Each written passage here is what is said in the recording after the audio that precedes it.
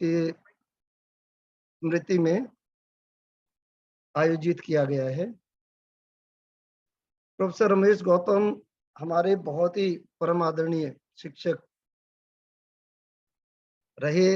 ज्यादातर के हमारे मित्र जितने यहाँ पे जुड़े हैं, कुछ मैं देख पा रहा हूँ कि प्राचार्य हैं, अलग अलग कॉलेजों के प्रोफेसर्स हैं,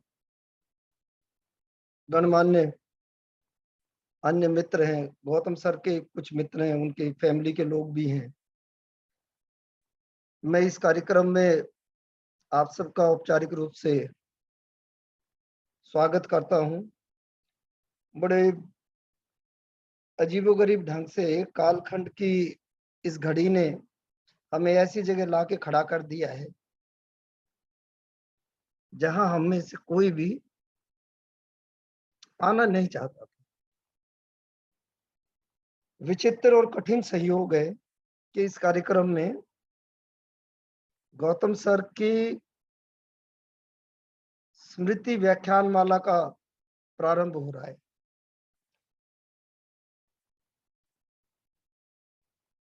मैं आप सबके सामने हूं इस कार्यक्रम के संचालन हेतु, और मैडम यामिनी गौतम इस कार्यक्रम की मुख्य वक्ता है। ये गुरु वंदन का कार्यक्रम है। उद्गीत जो नाम इस ग्रुप का, इस संस्था का दिया था, ये गौतम सर के सामने ही तय हुआ था। उनकी इच्छा थी कि उद्गीत नाम से हम एक साहित्यिक, सांस्कृतिक, सामाजिक चिंतन करने वाली ऐसी संस्था खड़ी करें जिसमें जो रिसर्च करना चाहते हैं वो लोग उसमें रिसर्च के लिए उनके सामने अवसर हो, जो कुछ सामाजिक विषयों पे चिंतन करना चाहते हैं उनके सामने हो, जो सांस्कृतिक मूल्यों पे कुछ काम करना चाहते हैं उनके सामने कुछ अवसर हो। बहुत सोच समझ के उन्होंने सेवानिवृत्ति के बाद हम सब ने कई बैठकें की तो ये इस नाम तक पहुंचे थे, उद्गीत। उद्गीत शब्द का अर्थ, यामिनी जी हमारे साथ हैं आज के इस कार्यक्रम में। यामिनी मैडम से बेहतर कौन सुझा सकता था। बहुत ही प्रेम पूर्वक, खुशी और भविष्य की योजनाओं के साथ ये उद्गीत नामकरण रखा गया। सामवेद से इसका प्रसंग आता है और छांदोग्य उपनिषद में शब्द की चर्चा आती है। समवेत गान, हम सब का समवेत गान, हम सब के विचार, वो जो एक है, एको अहम बहुश्याम, वो एक गुरु थे प्रोफेसर गौतम, और उनकी विभिन्न छवियां अलग अलग शिष्यों में दिखाई देती हैं। उनकी पर्सनैलिटी के बहुत सारे रूप थे। उन रूपों में से किसी की पर्सनैलिटी में कुछ रूप उभरा है, किसी में कुछ उभरा है, और सारे रूप अभी नहीं उभरे हैं। एक तय सब होते हैं और सब तय एक न हो। हम सब मिलके उस मुकम्मल पिक्चर को जो प्रोफेसर गौतम की है पूरा नहीं कर पाते। गुरुवंदन का ये कार्यक्रम उद्गीत के बैनर तले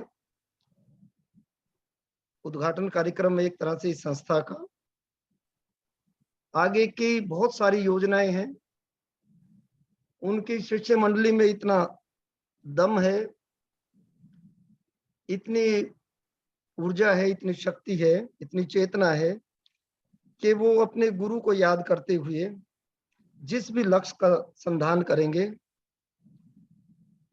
उसमें सफलता निश्चित मिलेगी। ये कार्यक्रम करीबन 1-1.5 घंटे का कार्यक्रम रखने की योजना है। इस कार्य मेरे बोलने के बाद एक वीडियो ज्योति जी ने तैयार किया है वो रहेगा, और उसके बाद यामिनी मैडम का वक्तव्य गुरु वंदन पर, गुरु महिमा पर, गुरु शिष्य संबंधों पर, गुरु शिष्य की परंपरा पर, और उसके बाद उनके 2-3 शिष्य अपनी बात कहेंगे। यामिनी मैडम के वक्तव्य के बाद कुछ प्रश्न जिज्ञासाएं हुई तो उनका भी समाधान किया जाएगा, और उसके बाद कार्यक्रम की समाप्ति होगी वंदे मातरम के साथ। ये कार्यक्रम की रूपरेखा है।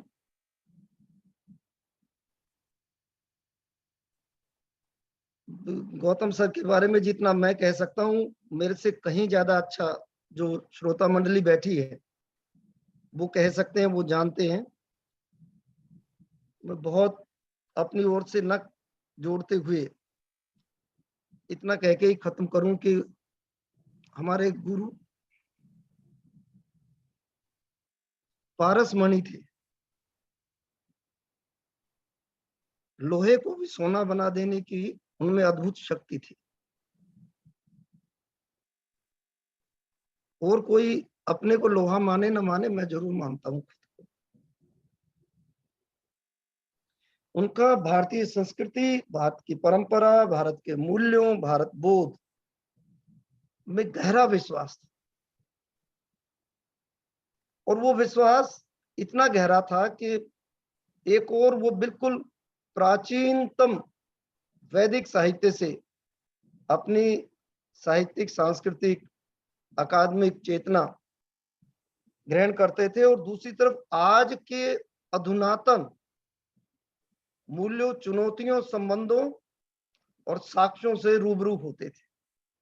तो परंपरा और आधुनिकता का मणिकांचन संयोग गौतम सर की पर्सनैलिटी में था। हम उनसे जितना ले पाए, कम ले पाए, वो हमारी अयोग्यता रही होगी। उन्होंने कभी अपनी ओर से कुछ भी देने पे कभी रोका नहीं। के लिए बोलना इस तरह के प्रसंगों में बड़ा मुश्किल काम होता है, और मैं समझता हूँ मैं किसी भी विषय पे कभी कभी बोलने की क्षमता रखता है, ऐसा लगता है मुझे, लेकिन मेरी सारी क्षमताएं चूक जाती हैं जब गौतम सर को लेके ऐसी किसी जगह पे मुझे कुछ बोलना होता है। मैं धर्मेंद्र जी से अनुरोध करूंगा कि ज्योति शर्मा ने एक वीडियो बनाया है, 5-7 मिनट का है, पहले वो वीडियो चलेगा और उसके बाद यामिनी मैडम का वक्तव्य रहेगा। तो वो वीडियो चलाइएगा जी, धर्मेंद्र जी प्लीज। जी।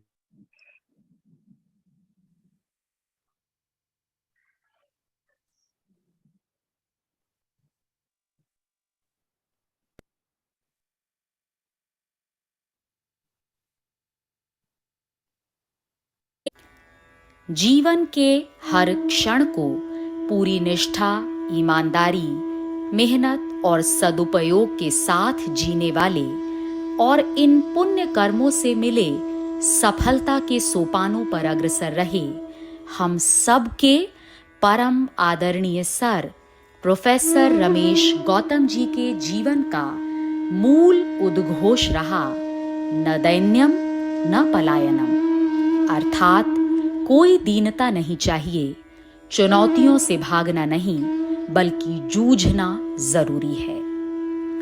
15 अगस्त 1950 को भारत भूमि पर जन्मे प्रोफेसर गौतम सर के हृदय में राष्ट्र निर्माण की भावना और उनके प्रत्येक कार्य में राष्ट्र निर्माण का चिंतन सदैव सर्वोपरि रहा। उनका व्यक्तित्व पारिवारिक, सामाजिक, प्रशासनिक और शैक्षणिक हर क्षेत्र में मूल्यबोध और मर्यादाओं से अनुशासित रहा। अनुशासन, मेहनत, अनुसंधान और ईमानदारी की यही थाती उन्होंने अपने शिष्यों को सौंपी, जिसमें परंपराओं और आधुनिकता का अद्भुत विवेकपूर्ण समावेश रहा। प्रोफेसर गौतम सर का अकादमिक सफर दिल्ली विश्वविद्यालय के प्रतिष्ठित रामजस कॉलेज से शुरू हुआ। रामजस कॉलेज के हिंदी विभाग में रीडर का पदभार संभालने के पश्चात 1991 में उन्होंने दिल्ली विश्वविद्यालय के हिंदी विभाग में नियुक्ति पाई। हिंदी विभाग दिल्ली विश्वविद्यालय के अध्यक्षीय पद को 2 बार वर्ष 1999 और वर्ष 2004 में अपने कुशल नेतृत्व से सुशोभित किया। आपकी बारीक अनुसंधान परक शैक्षणिक नजर और बेहद तीव्र और कुशल प्रशासनिक कौशल का लाभ पूरे हिंदी जगत को मिला और इन वर्षों में पाठ्यक्रमों में छात्रोन्मुखी बदलाव, शैक्षणिक सुधार जैसे कई कदम उठाए गए। आपके नेतृत्व में इस दौर में 49 पाठ्यपुस्तकों का संपादन कार्य संपन्न हुआ।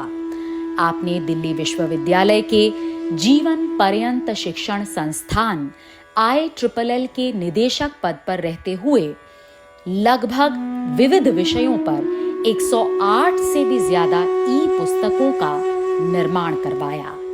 आप दिल्ली विश्वविद्यालय हिंदी माध्यम कार्यान्वयन निदेशालय के 2 बार सक्रिय चेयरपर्सन रहे। दिल्ली विश्वविद्यालय और DRC SAP UGC की कई बड़ी महत्वपूर्ण अनुसंधान योजनाओं का सफलतापूर्वक शोध प्रकाशन, दुनिया भर की विविध पत्र पत्रिकाओं में शोध लेख समेत आपकी लगभग 25 पुस्तकें प्रकाशित हैं, जिनमें हिंदी के प्रतीक नाटक, हिंदी नाटक मिथक और यथार्थ, रंगानुभव के बहुरंग, हिंदी नाटक नई परख, प्रसाद के नाटक युग साक्ष्य, भारतेंदु युगीन नाटक संदर्भ सापेक्षता, नाटककार भारतेंदु नए संदर्भ नए विमर्श, नाटककार प्रसाद तब और अब आदि प्रसिद्ध पुस्तकें हैं।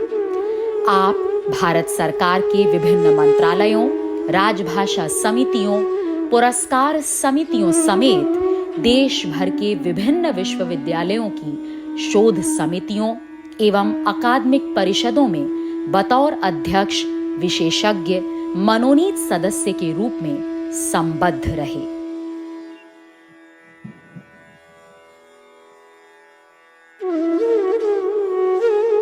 करता हूँ। यामिनी ने मेरे जीवन में कई बार एक गुरु की भूमिका निभाई है।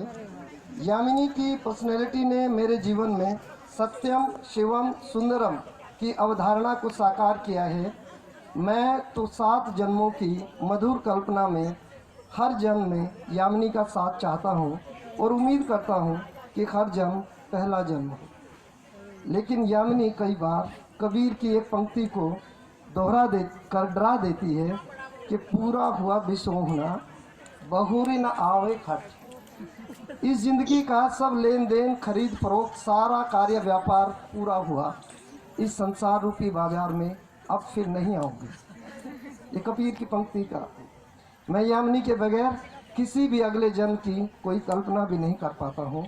यामिनी के और उनकी अन्य 2 फ्रेंड्स जो आज सेवानिवृत्त हो रही हैं, उन दोनों को मैं इस सेवानिवृत्ति के अवसर पर शुभकामना संदेश देता हूँ। Thank you. उत्तर प्रदेश के प्रतिष्ठित शूकर खेत से तुलसी सम्मान द्वारा आपको सम्मानित किया गया। वर्ष 2015 में हिंदी विभाग से प्रोफेसर के रूप में आपकी सेवा निवृत्ति हुई। आपने देश की युवा पीढ़ी को रंगमंच के अध्ययन और अध्यापन तथा चिंतन की ओर प्रेरित करने में सराहनीय योगदान दिया। 7वें दशक के जाने माने रंग चिंतक और रंग विश्लेषक प्रोफेसर गौतम सर की PhD हिंदी के प्रतीक नाटक और उनकी डीलिट मिथक और यथार्थ विषय पर रही। आपके शोध निर्देशन में लगभग 60 PhD और 98 MPhil सफलतापूर्वक संपन्न हुए। आपके अनेक विद्यार्थी आज देश विदेशों में उच्च पदों पर सेवारत हैं। आपसे जुड़ने वाले विद्यार्थियों को आपने कभी अपने से जुदा नहीं माना। स्वयं ये आपके शब्द रहे कि मेरे विद्यार्थी मेरा ज्ञान अंश हैं। अपने विद्यार्थियों को आपने केवल डिग्री या किताबी ज्ञान ही नहीं, अपितु जीवन को जीने का मूल मर्म भी सिखाया। हर विद्यार्थी के दुख सुख की घड़ियों में आप सदैव साथ खड़े रहे।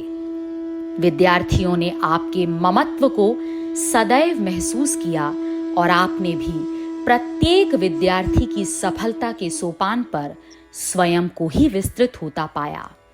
आपने स्वयं लिखा, अपने विद्यार्थियों की सफलता पर मुझे अपनी सफलता का बोध जीवित हो उठने की सुखद अनुभूति होती है। यही जीवन की सार्थकता है। आज मेरे शिष्यों ने मुझे चक्रवर्ती गुरु बनने का एहसास कराया है। चक्रवर्ती राजा भला क्या होते होंगे? इतने विशाल और उदार हृदय वाले आदरणीय सर प्रोफेसर रमेश गौतम जी परिवार, मित्रों, परिजनों सबके हृदय में एक विशेष स्थान रखते हैं। सर से जो एक बार जुड़ा बस उनका हो गया। 34 किलोमीटर में हूँ, इसलिए आप लोगों का धन्यवाद। इसलिए सोच विचार कर समाज और देश के विकास के जो मूल प्रश्न हैं उन पर विचार कीजिए। और आजकल मीडिया के द्वारा आपको जो परोसा जा रहा है उसको तोड़िए, और तोड़ने के बाद अपना निर्णय कीजिए। आपका जो निर्णय है वही भविष्य के विकास का सबसे बड़ा साधन हो सकता है। धन्यवाद। 26 अगस्त 2021 को काल की क्रूर गति ने कोरोना महामारी के चलते हम सब के मार्गदर्शक, जीवन निर्माता, परम आदरणीय सर को देह स्वरूप हमसे छीन लिया। लेकिन आत्मिक और ज्ञान ऊर्जा के रूप में सदैव आदरणीय सर दुनिया भर में अपनी ज्ञान ज्योति के माध्यम से जीवित रहेंगे, जगमगाते रहेंगे।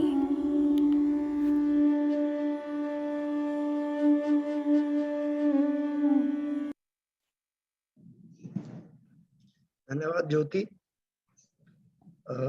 बड़ी मेहनत से आपने तैयार किया है और उनके बाकी भी शिष्यों ने इसमें सहयोग किया है।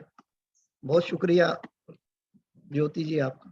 ज्योति शर्मा शिवाजी कॉलेज में पढ़ाती हैं और देश विदेश के अन्य कॉलेज और यूनिवर्सिटीज में भी उन्होंने पढ़ाया है। गौतम सर की शिक्षा रही।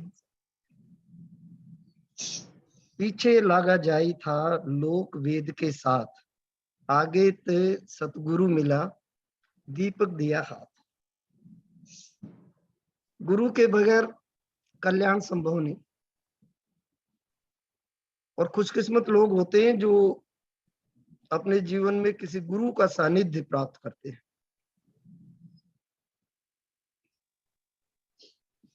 अलग अलग लोगों की अलग अलग उपलब्धियां होती हैं।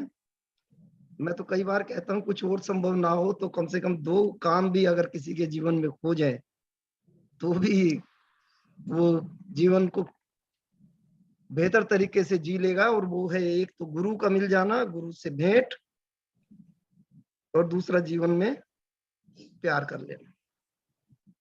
प्यार जिस मर्जी से करो, माँ बाप से करो, देश से करो, राष्ट्र से करो, पत्नी से करो, प्रेमिका से करो, और प्यार भी मांझता है। तो आज ऐसे गुरु की स्मृति में हमने ये व्याख्यान रखा है। और मैं बड़े आदर के साथ यामिनी मैडम को उनके गुरु शिष्य परंपरा पर, गुरु की महिमा पर, गुरु के क्या विचार रहते हैं उनके छात्रों के प्रति, इन सारे विषयों को हम सब से साझा करने के लिए आमंत्रित करता हूं। यामिनी मैडम मैत्रेयी कॉलेज से उपप्राचार्य के पद से सेवानिवृत्त हुई, और हम सब जानते हैं कि हमारी गुरु माँ भी हैं, गौतम सर की अर्धांगिनी धर्मपत्नी भी। और जितना गौतम सर से हमने प्यार पाया है उससे ज्यादा प्यार यामिनी मैडम से भी हमने पाया है। हर तरह से किसी भी बात पे इतना शिष्य मंडली का उनके घर पे आना जाना, और हर एक को इतने उत्साह प्रेम से गले लगा के बात करना, इतने बस 2 पंक्तियों में ही अपनी सारी बात ऐसे समझा देना, और गहरे से गहरे विषय को इतने आज के आधुनिक प्रसंगों के माध्यम से समझा देना, उनकी विद्वता की खास निशानी है। मैं मैडम यामिनी को आदर पूर्वक आमंत्रित करता हूं। यामिनी मैडम प्लीज गुरु वंदन के कार्यक्रम। आप सबको मेरा नमस्कार। वीरेंद्र, मेरी आवाज आ रही है? जी मैम, वीडियो नहीं आ रहा? आ रही है मैम, वीडियो भी आ जाएगी। आ रहे हैं। आज का दिन हम सबके लिए बहुत कठिन समय है। इतना सब कुछ होने के बावजूद फिर भी मेरे मन ने मुझे प्रेरित किया कि मैं गुरु वंदना पर कुछ अवश्य कहूं, क्योंकि हम सब आज उसी श्रेणी में हैं। और गुरु का एक ही काम होता है, जो मैं प्रायः कहती हूँ, कि जब ज्ञान अर्जित कर लेते हैं तो यह कहा जाता है दक्षिणा ज्ञान संदेशा, कि गुरु से ली हुई जो शिक्षा है उसका आगे फैलाव तभी होगा जब हम उसी संदेश को आगे ले जाएंगे। हमारी जो भारतीय परंपरा है, जो ऋषि परंपरा है, उसमें गुरु का स्थान सर्वोपरि है। अपनी पहचान और अपनी पहचान के साथ सबकी पहचान कराने का जो उत्तरदायित्व है, उसका वहन गुरु करता है। आप सबको वैसे ज्ञात है, पर फिर भी क्योंकि गुरु महिमा पर है, तो सबसे पहले मैं गुरु शब्द का अर्थ उद्घाटित करना चाहूंगी। गु शब्दस्तु अंधकारा ऋतु रुद्धि वाचिका। गु का अर्थ है गुह्य, छिपा हुआ, और रू का अर्थ है रुद्धि, रोक देना। जो अपने ज्ञान के प्रकाश से शिष्य के अंतःकरण को प्रकाशित करने की अद्भुत सामर्थ्य रखता है, वह गुरु है। हमारे जीवन का कोई भी कार्य गुरु के बिना अधूरा माना जाता है। बचपन में स्कूल में आप सबने जो प्रार्थना की है, उस प्रार्थना में भी असतो मां सदगमे मृत्योर मां अमृतम गमे की बात कही गई है। तो वो जो असत का जाना और सत का आना है, वह भी गुरु की कृपा के बिना संभव नहीं। जब प्रार्थना की जाती है स्कूल में, तो वो खुले मैदान में की जाती है और सूर्योदय हुआ होता है।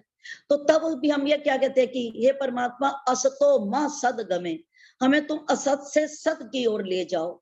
तो ये पुण्य कार्य कौन करता है? ये गुरु करता है। और ये वही गुरु करेगा जिसके पहले अपने अंतःकरण की चित्त जड़ की ग्रंथि का भेदन हो चुका है, जिसके अपने संशय विपर्य दूर हो चुके हैं, जिसने अपने आप को सही सही पहचान लिया है। जो अपने को जानेगा वही तो दूसरे को पहचान करवाएगा। और इस गुरु शिष्य परंपरा में वंदना करते हुए एक प्रार्थना है, बहुत सुंदर उपनिषदों की प्रार्थना है। ओम सहनाव अवतु सहनो भुनक्तु सह वीर्यम करवावहि तेजस्विना अवधीतमस्तु मां विद्विषावहि। इससे सुंदर कोई वंदना नहीं हो सकती, इससे सुंदर कोई स्तुति नहीं हो सकती। और गुरु और शिष्य दोनों एक दूसरे के साथ मिलकर ये कह रहे हैं कि वह परमात्मा हम दोनों की साथ साथ रक्षा करे, वह परमात्मा हम दोनों का साथ साथ पालन करे।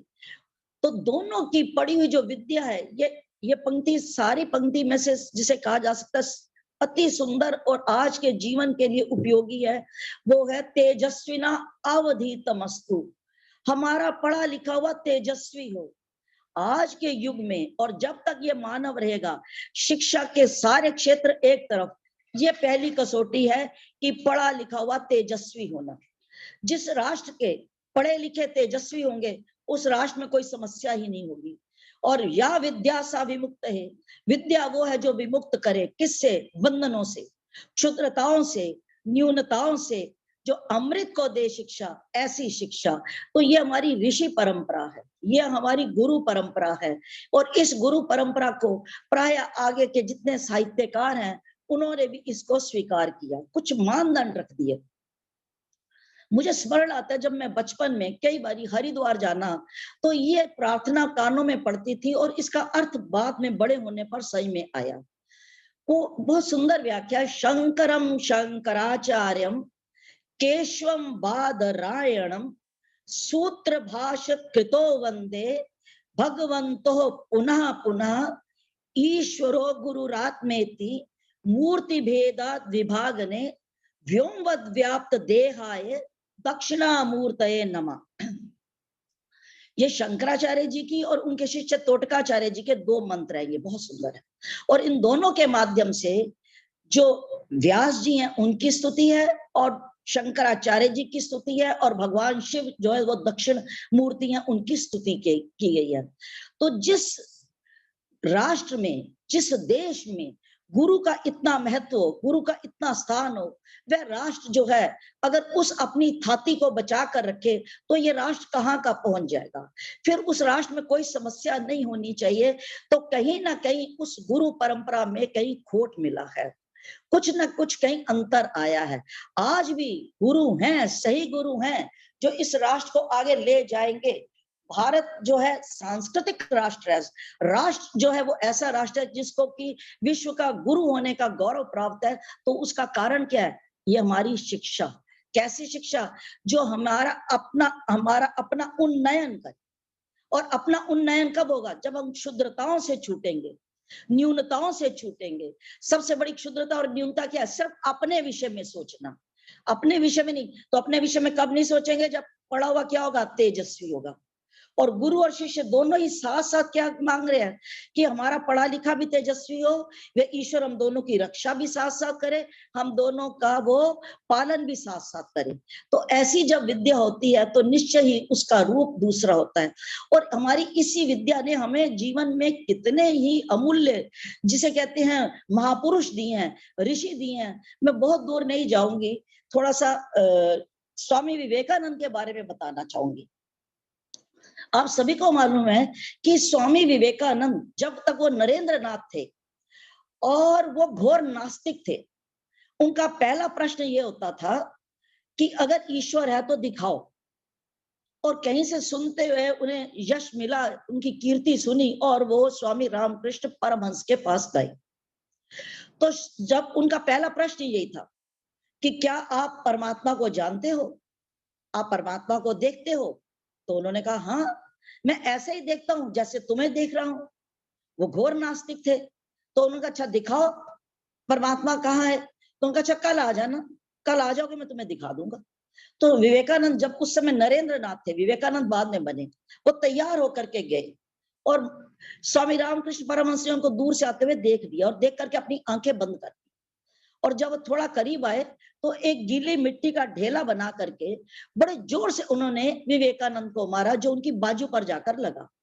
तो विवेकानंद चिल्ला पड़े कि बाबा सुना है कि तुम पागल हो, तुम सच में ही पागल हो। उन्होंने कहा क्यों, क्या हुआ? उन्होंने कहा क्या हुआ? आपने इतनी जोर से मिट्टी का ढेला मारा है जो मेरी बाजू पर लगा है, मुझे दर्द है। तो स्वामी रामकृष्ण परमहंस ने कहा दिखाओ दर्द कहाँ है। विवेकानंद ने कहा दर्द दिखाई नहीं देता। स्वामी रामकृष्ण परमहंस ने कहा परमात्मा भी दिखाई नहीं देता। यहां से पूरा पूरा विवेकानंद जी का ट्रांसफॉर्मेशन हो जाता है। और वो बड़े फक्र से, बड़े स्वाभिमान से कहते थे कि मेरे गुरुदेव वो हैं जो अपने हस्ताक्षर भी ठीक तरह से नहीं कर सकते। ये बात सही है, स्वामी रामकृष्ण परमहंस पढ़े हुए नहीं थे।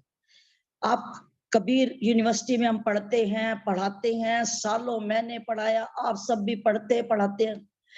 कोई अधिकार से कह दे कि मैं कबीर को जानता हूं तो ये उसका अहंकार होगा।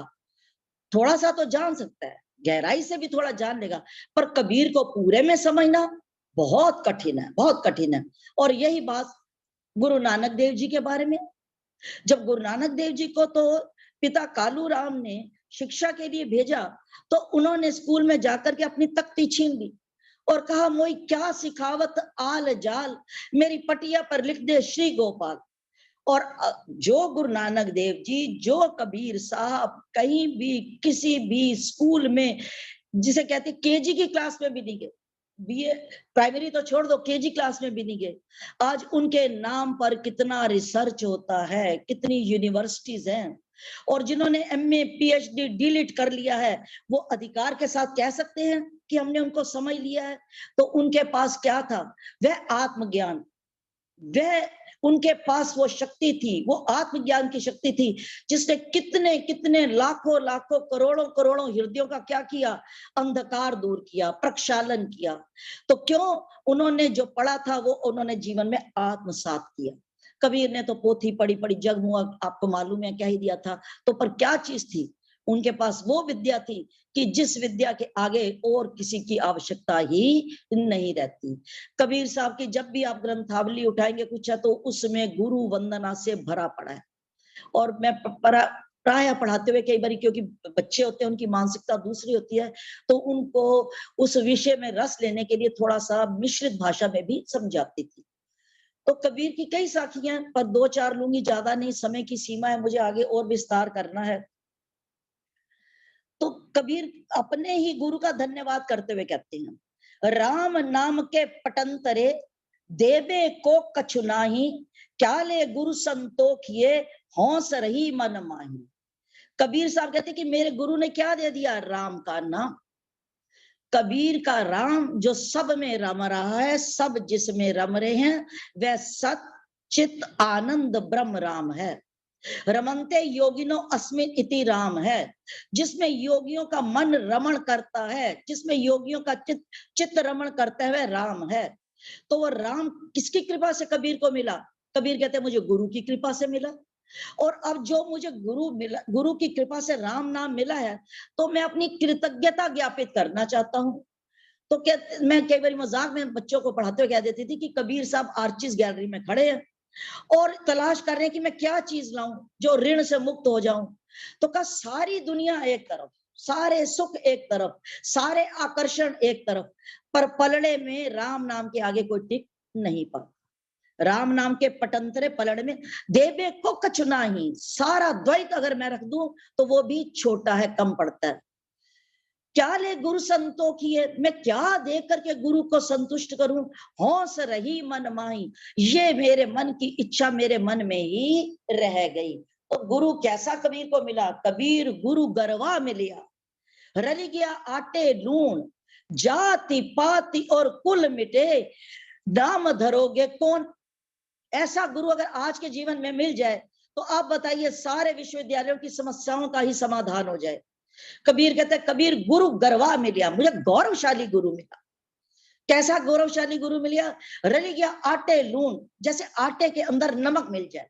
आपको जिस आटे में नमक मिला है उसको कोई अलग कर सकता है? जाति पाति और कुल मिटे, जाति गई पाति गई कुल, सारा लड़ाई झगड़ा इसी को लेकर के। जब हम ऊपर उड़ान उड़ते हैं, चले जाते हैं, तो बहुत सारी चीजें बोनी आ जाती हैं। और शिक्षा जैसे हमारा मानवीय विकास करती है, हमारी आत्मा का विकास करती है, तो ये दायरे बड़े छोटे हो जाते हैं। जैसे मैं उदाहरण के द्वारा कहती हूँ कि मान लीजिए अगर आप हवाई जहाज में जा रहे हैं, तो जैसे हवाई जहाज ऊंचाई की ओर जाता है तो कुतुब मीनार और बड़ी बड़ी बिल्डिंग सारी ये ऊपर से कैसे दिखाई देती है? बिल्कुल छोटे छोटे मॉडल की तरह। ऐसे जब व्यक्ति का आंतरिक विकास होता है तो ये जाति पाति और कुल ये सारे बोने हो जाते हैं। अब नाम धरोगे कौन, कौन सा नाम रखोगे? और गुरु कैसा? 64 दीवा जोई करी, 14 चंदे माही, ती घर किसको चाननो, जी घर गोविंद नाही। जिस घर में गोविंद नहीं, और गोविंद किसकी कृपा से मिलेगा? गुरु की कृपा से मिलेगा। आप 64 कलाओं में निपुण हो जाओ, कोई कला छोड़ी नहीं कबीर साहब ने, और 4 वेदांग सब में निपुण हो जाए, पर जिस घर में गुरु नहीं है उस घर में कहीं भी चांदना प्रकाश नहीं हो सकता, क्योंकि गुरु की कृपा से ही गोविंद मिलेगा। गुरु गोविंद दोनों खड़े तो आपने सुना ही है। दूसरा भी है कि आपा मेट जीवत मिले तो पावे करता, गुरु गोविंद तो एक है, दूजा ये आकार कि गुरु और गोविंद दोनों एक है, पर द्वैत कहां से आ गया, अलग कैसे आ गया? दूजा ये आकार, ये जो मैं वृत्ति जो ससीम हो गई, जो शरीर की सीमा हो गई, और ये जब अहम की सीमा चली गई, मैं गई, मेरी खुदी गई, मैं खुदा हो गया। तो जो अहंकार का विगलन है, ये अहंकार का विगलन कैसे होगा? ये जब आत्मवेता गुरु, तत्वेता गुरु शिष्य के अंतःकरण को लक्षित करते हुए क्षर संधान करेगा। ये क्षर संधान क्या है? महावाक्य। तो महावाक्य क्या कहेगा? जीवात्मा और परमात्मा की अभेदता या अद्वैतता। अगर मैं इसी पर चलूंगी तो बहुत समय निकल जाएगा, और मुझे और बहुत सारे इसमें और सब्जेक्ट है, इसके और आप विषय हैं जिन पर मुझे काफी गहराई से और भी चिंतन मनन करना है। ये तो मैंने आपको कबीर साहब का बताया।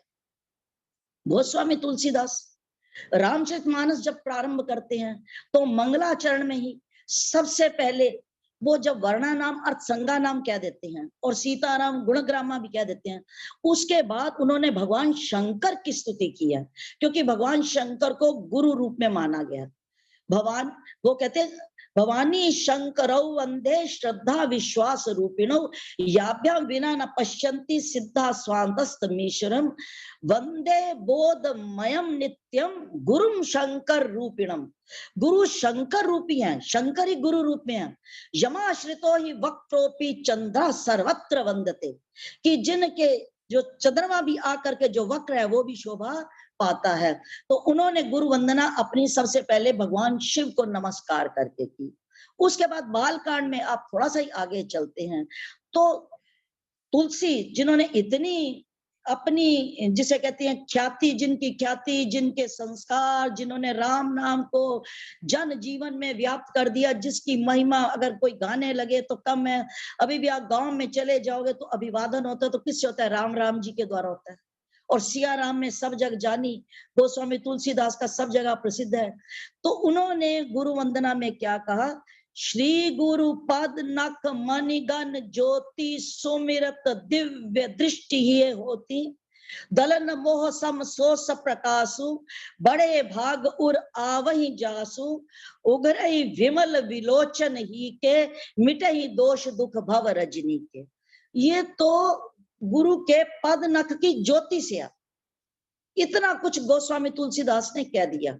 और वो उसके बाद कहते हैं, उससे पहले कहते हैं बंदो गुरुपद पद्म परागा सुरचि सुवास सरस अनुरागा अमी मूरी में चूरन चारु समन सकल भव रुज परिवारु सुकृति संबुतन विमल विभूति मंजुल मंगल मोद प्रसूति इत्यादि। तो भरा पड़ा है मानस में। अगर आप देखेंगे अवगाहन करेंगे तो वहां भी अर्थ क्या निकलता है कि मानस का अवगाहन भी तुलसीदास कहते हैं कोई तभी प्राप्त करेगा जब उसके ऊपर गुरु की कृपा होगी। और इसी गुरु की कृपा के लिए हमारे यहाँ कई दृष्टांत दिए गए हैं। इसमें एक है जो मैं आगे भी शायद एक आध बार दिया होगा, पर वो बहुत महत्वपूर्ण है गुरु वंदना के संदर्भ में। आप सबको यास्क मुनि का निरुक्त के विषय में आप सब जानते होंगे। वो एक तरह का व्याकरण है और यास्काचार्य कितने क्रांतदर्शी थे। आज से सालों पहले उन्होंने मानव मन की कितनी परख की है। और अगर ये कसौटी आज सही रूप में अपनाई जाए तो शिक्षा के क्षेत्र में जो आज शिक्षा नीति में परिवर्तन हो रहा है, अगर उसको स्थान दिया जाए तो जो संस्कृति का निर्माण है उसको करने की आवश्यकता ही नहीं होगी, वो नींव के अंदर पहले ही समाया होगा। तो यास्क मुनि क्या कहते हैं? विद्या हवै ब्राह्मणम आजगाम, विद्या की देवी ने ब्रह्मवेता को जाकर जगाया। यहाँ ब्राह्मण का अर्थ मैं ब्राह्मण से नहीं लूंगी, जो शिक्षा का अर्जन और विसर्जन करता है वो सब ब्राह्मण है। तो उस ब्रह्मवेता को, उस आत्मवेता को जाकर जगाया और कहा मैं तुम्हारा खजाना हूं, मुझे बचा लो। शिवदिष्टयमस्मि, मैं तुम्हारा खजाना हूं, तो मुझे कहां बचाओ? इन तीन लोगों से। आप देखिए, आप इसके ऊपर, आप सभी प्रबुद्ध वर्ग बैठे हैं, इस तीन के ऊपर विचार कीजिए। वो कहते मां ब्रूय असुयकाय अनरिजवाय अयताय वीर्यवती यथास्याम। सबसे पहले उन्होंने कहा कि मुझे किसे मत बताना, मां ब्रूय असुयकाय। असूयक उसे कहते हैं जो दूसरे का उत्कर्ष देख करके जलता है। विद्या की देवी कहती है उससे मुझे बचा कर रखो। असूयकाय। अनरिजवाय, जिसका हृदय सरल नहीं है। अगर कुटिल व्यक्ति के पास शिक्षा आ जाएगी तो अकांड तांडव ही करेगा। अयत और अयताय, जिसका अपनी इंद्रियों पर नियंत्रण नहीं है, संयम नहीं है। अगर इन तीन से शिक्षा बच गई तो ऐसी शिक्षा जो है वो मानव का कल्याण करने वाली होगी, वो जनहित का कल्याण करने वाली होगी। सारा विश्व ऐसी शिक्षा को अर्जित करने के लिए लालायित होकर भारतवर्ष की ओर देखेगा। तो इन तीन चीजों से शिक्षा को बचाना है, असूयकाय, अनरिजवाय, अयताय। असूयक जो दूसरे को देखकर जलता है, असूयकाय अनरिजवाय जिसका हृदय सरल नहीं है, कुटिल दुष्ट संग जनि दई विधाता, और अयताय जिसका अपनी इंद्रियों पर ही नियंत्रण नहीं है। तो वो व्यक्ति दूसरे को क्या सदाचार देगा, वो कहाँ मर्यादा का पालन करेगा, सच्चरित्र का विकास कहाँ होगा। तो ये शिक्षा का मूल है। ये गुरु वंदना, असली गुरु वंदना यही है कि ऐसे गुरु की आज के समाज को आवश्यकता है। अगर ये हमने जीवन में ले लिया तो जीवन का हमारा जितना भी आगे का क्षेत्र है वो निरंतर बढ़ेगा। इसी के क्रम में जैसे मैंने अभी भगवान शिव का बताया गुरु के रूप में, ऐसे अगर आप गीता, मैं गीता के बारे में डिटेल में नहीं जाना चाह रही, पर मैं 2 उसके पॉइंट उठाऊंगी जरूर। सारी गीता जो है वो फोकस किस पर की गई है? अर्जुन पर। और अर्जुन दूसरे अध्याय के 7वें श्लोक में क्या कहता है? कार्पण्य दोषो अप्रस्वभावा पृच्छामि त्वाम धर्म सम्मूढ़ चेता। वो कहता है कि मैं कायरतापूर्ण इस रूप में आ गया हूं, मेरे अंदर कायरता आ गई है और मैं आपकी अब शरण में आया हूं। शिष्यस्ते हम, मैं आपका शिष्य हूं। शाधि माम त्वाम प्रपन्नम, मैं आपकी शरण में आया हूं, मैं आपकी प्रपत्ति में आया हूं। शरणागति के लिए हमारे यहाँ शब्द है प्रपत्ति। प्रकृष्ट रूप से अपने आप को परमात्मा के चरणों में समर्पित कर देना, ये प्रपत्ति है। तो अर्जुन आया भगवान कृष्ण की प्रपत्ति में आ गया, तब भी भगवान कृष्ण को उसको बार बार चेतावनी देनी पड़ी। मन मना भाव मद भक्तो मद्याजी माम नमस्कुरु। ये कहने के बाद ये भी क्या कहा? सर्वधर्मान परित्यज्य माम एकम शरणम व्रज अहम त्वाम सर्व पापेभ्यो मोक्षयिष्यामि महाशुचा। बार बार अर्जुन को जो फिसल जाता था, भय आ जाता था, संशय विपर्य घेर लेते थे। हमारी सारी ये अभी गीता में तो है ही है, हमारा सारा उपनिषद क्या है? गुरु और शिष्य परंपरा का संवाद ही तो है, जिज्ञासा और जिज्ञासा का शमन। और जब तक शिष्य जिज्ञासा नहीं करेगा तब तक वह गुरु के ज्ञान से भी वंचित रह जाएगा। तो इसलिए गुरु और शिष्य की यह परंपरा जो उपनिषद के रूप में, उप मैंने समीप, नि मैंने निशरण करना, सद मैंने बैठकर गुरु के समीप बैठ करके संशय का निराकरण करना। तो ये निराकरण तभी होगा कि जब हम इस परंपरा को अपनाएंगे। तो अर्जुन ने भी ये कहा कि शादी माम त्वाम प्रपन्नम, मैं आपका शिष्य हूं, मैं आपकी शरण में आया हूं, तो मुझे आप बचाओ। तो भगवान कृष्ण जब उसको पूरा उपदेश गीता का दे देते हैं तो 18वें अध्याय के 73वें श्लोक में अर्जुन क्या कहता है? नष्टो मोहा स्मृतिर्लब्ध्वा तत्प्रसादान में अच्युत स्थितो असम अस्मि कत संदेहो करिष्ये तव वचनम। का अब मेरा क्या हो गया? मोह नष्ट हो गया। अब मेरी स्थिति क्या होगी? स्थित प्रज्ञ की। कत संदेह, संदेह चला गया है। अब करिष्ये वचनम तब, अब आप जो कहोगे मैं वो करूंगा। तो ऐसा गुरु अगर कृष्ण वंदे जगत गुरु, हम तो प्रार्थना यही करते हैं, ये तो सामान्य सी प्रार्थना है, आप सबने सुनी भी होगी कि कृष्ण वंदे जगत गुरु, कृष्ण को वंदना है, वो सारे जगत के गुरु हैं। जिन्होंने अर्जुन कैसा स्टूडेंट है, कैसा शिष्य है कि जो बड़ा जीनियस है, बहुत बहुत योग्य है और कब से तैयारी कर रहा है कि मैं एग्जाम दूं जाकर। और एग्जैक्ट एग्जामिनेशन हॉल में एंटर करने से पहले उसके पसीने छूट गए। वो तो कहते व्यपुथे शरीरे च रोम हर्ष जायते, वो कहते मेरे तो सारे रोमावली खड़ी हो गई है और गांडी भी मेरे हाथ से चला जा रहा है, मैं भिक्षाटन कर लूंगा पर मैं ये युद्ध नहीं करूंगा। तो वो कार्पण्य का दोष जो उसके अंदर आया तो उसको किस संजीवनी से दूर किया?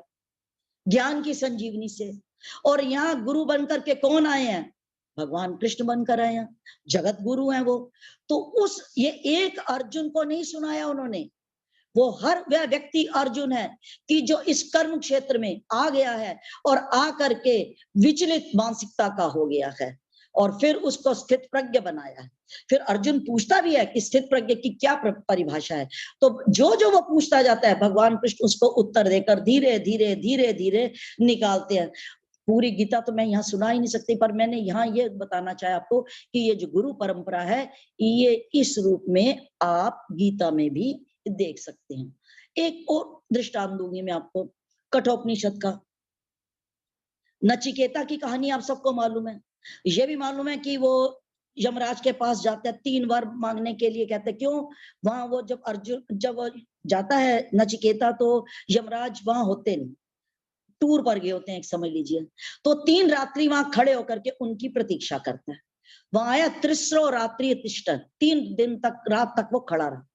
तो उसके दो जो संकल्प थे वो तो बड़े आसानी से यमराज ने पूरे कर दिए। उसने पहला वर मांगा, 3 बार मांगने को कहा।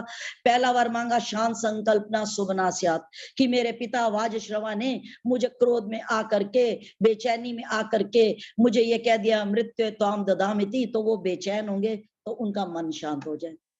दूसरा वर उन्होंने तृणाचिकेत अग्नि का माना। तीसरा वर जब मांगा तो यमराज, देखिए यमराज का नाम सुनते ही हम सब उस विभीषिका से परिचित है, सब जानते हैं। पर यमराज ने सारा ज्ञान दिया, आत्मज्ञान कठोपनिषद ने। और सारी भूमिका तो नहीं करूंगी मैं, सिर्फ 2 श्लोक जो यमराज ने दिए हैं नचिकेता को, बहुत ही जिसे कहते हैं हम सब के लिए प्रेरणा का विषय है। उन्होंने कहा आत्मानम रथिनम विद्धि, आत्मज्ञान दिया, ब्रह्म ज्ञान। क्योंकि नचिकेता को उससे कहा कि ये मत ले, और जितने स्वर्ग के सुख हैं तू ले जा, सब अप्सराएं ले जा, अपने वाद्य यंत्रों के साथ बैठी इन सबको ले जा। आज का कोई मानव होता तो पूरे बोरे के बोरे भरकर ले जाता, उठाकर ले आता। नचिकेता ने इन सबको नकार दिया, कब मुझे ये नहीं चाहिए, मुझे ब्रह्म विद्या चाहिए। तो जब ब्रह्म विद्या दी तो उसमें ये श्लोक आया आत्मानम रथिनम विद्धि शरीरम रथमेव तु, अपने को क्या जानो, रथिनम विद्धि, अपने आप को रथ पर आरूढ़ जानो। और शरीर क्या, रथ। बुद्धिम तू सारथिनम विद्धि, बुद्धि क्या है, सारथी। मना प्रगृहम एवच, और मन उसकी लगाम है। इंद्रियाणी हया ना हो, इंद्रिया इसके घोड़े हैं। अब बताइए ये रूपक कितना सुंदर है। मेरे पास समय नहीं है क्योंकि समय की सीमा का भी ध्यान रखना है। तो यहाँ भी गुरु शिष्य परंपरा को आप देख सकते हो। तो जीवन में हमारे कहीं पर भी कुछ भी अगर भटकाव है तो वो हमें उसका दिशा निर्देशन हमें कहाँ से मिलता है, गुरु परंपरा में। इसमें मैं तैत्तिरीय उपनिषद की शिक्षावल्ली को जरूर आपके सामने उद्धृत करना चाहूंगी। तैत्तिरीय उपनिषद की एक वल्ली है, उसका नाम है शिक्षावल्ली, और उसमें ये 4 स्थितियां गिनाई गई हैं कि जो आचार्य है वो ये कहता है, जो उसके पास शिक्षा लेने के लिए आए हैं, तो कहते हैं कि जो मेरे पास शिक्षा लेने के लिए आए हैं उसके लिए विमायन्तु ब्रह्मचारिणः स्वाहा। पहला उन्होंने दिया विमायन्तु। विमायन्तु का अर्थ है जो कपट शून्य, कि जो शिक्षा लेने के लिए मेरा अंतेवासी बनकर आया। वहां शिष्य के लिए क्या शब्द है, अंतेवासी। तो वो जो शिष्य है वो कैसा हो, जो मेरे पास शिक्षा ग्रहण करने के लिए विवायन्तु, मैंने कपट से रहित। फिर कैसी दूसरी शिक्षा हो, प्रमायन्तु, जो प्रामाणिक शिक्षा लेने के लिए आए। प्रमायन्तु ब्रह्मचारिणः स्वाहा। उसके बाद कहा कि दमायन्तु ब्रह्मचारिणः स्वाहा। दम कहते हैं इंद्रियों पर निग्रह। देखिए इंद्रिय निग्रह की बात यास्क मुनि ने भी कही है। इंद्रिय निग्रह की बात आपको सब जगह मिलेगी, क्योंकि जिसका अपनी इंद्रियों पर संयम नहीं होगा वो राष्ट्र को कहां ले जाएगा। वो तो जाका गुरु भी आंधला, चेला निराकरण, अंधे अंधा ठेलिया दोनों कुपड़ंत। तो जाका गुरु भी आंधला, जिसका गुरु भी अंधा है, और चेला महा अंधा है। अंधे अंधा ठेलिया, तो लालच खेलिया डावा, तो लालच दाव खेलता है। दोनों बूढ़े धार में चढ़ी पाथर की नाव, वो तो दोनों पत्थर की नौका में चढ़कर जा रहे हैं। तो देखिए यहाँ शिष्य के लिए क्या आवश्यकता है। पहला शब्द क्या दिया, विमायन्तु, कपट शून्य। फिर प्रमायन्तु, प्रामाणिक शिक्षा। फिर दमायन्तु, जिसका इंद्रियों पर क्या हो, नियंत्रण हो। और फिर शमायन्तु, जिसका मन पर भी निग्रह, इंद्रियों पर भी और अंतःकरण पर, मन पर भी क्या हो, निग्रह। ऐसे शिष्य जो हैं वो मेरे पास आए। फिर जब आचार्य शिक्षा दे देता है और अपने अंतेवासियों को समावर्तन के समय जब वो वापस जाना चाहते हैं तब भी शिक्षा देता है, कहा कि यदि तुम्हें जीवन में व्यवहार करते हुए कभी भी कहीं कोई किसी तरह का संदेह हो तो क्या करना, कि वहां अगर कोई ऐसा आचार्य हो कि जैसे कि समदर्शिना, जो सम्यक, जिसकी बुद्धि है, विवेक है, उनके पास जाना। यथा ते वर्ते, जैसा वो व्यवहार करे वैसा करना। युक्ता अयुक्ता अलुक्षा धर्म कामा, वहां 3 शब्द हैं कि युक्ता और अयुक्ता। युक्त मैंने जो आपको परामर्श दे, और अयुक्ता मैंने सदकर्म की ओर भी ले जाने वाला हो, और अलुक्षा मैंने स्निग्ध हृदय का। देखिए, कपट शून्य व्यक्ति होगा तभी उसका हृदय स्निग्ध भी होगा। तो ऐसे व्यक्ति के पास जा करके तुम अपनी, जिसे कहते हैं, शिक्षा को प्राप्त करो। शिक्षा करने के बाद कहाँ कहाँ जाना है। और इसी तरह से कहा वेदाम अनुच्चय, जब वेदों का अनुच्चय मैंने शिक्षा देने के बाद जो अंतेवासी है आते हैं उनको आचार्य क्या कहता है, सत्यम वद धर्मम चर। देखिए, ये छोटी छोटी चीजें हैं, अगर ये शिक्षा के साथ आज जुड़ जाए, सिर्फ पढ़ाने के लिए नहीं, ये नहीं कि पढ़े और चले जाए, उसको आचरण में जब तक नहीं लाया जाए, अगर शिक्षा आचरण में नहीं आएगी तो वो आपकी सुनी और ना सुनी एक बराबर है, वह छलनी में से निकल जाएगी। और ऐसी शिक्षा हमारा लोक कल्याण नहीं कर सकती।